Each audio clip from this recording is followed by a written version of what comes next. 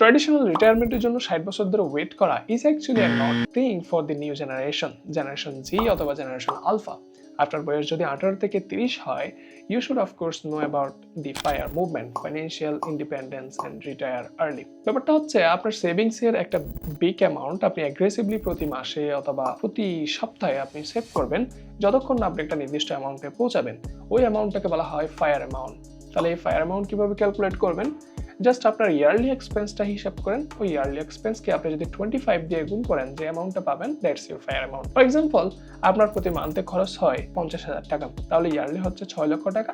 তাহলে এই 6 লক্ষকে যদি আপনি 25 দিয়ে গুণ করেন, উইচ ইজ অ্যারাউন্ড 1.5 কোটি টাকা মতো, আপনার 1.5 কোটি টাকা হয়ে গেলে আপনাকে বেসিক্যালি আর কোনো কাজ করতে হবে না, আপনি শুয়ে বসে খেতে পারবেন।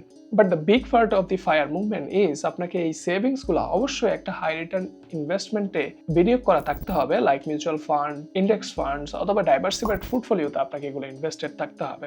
তাহলেই আপনি অর্জন করতে পারেন most desired FIRE amount. If you get this, commit to your FIRE amount.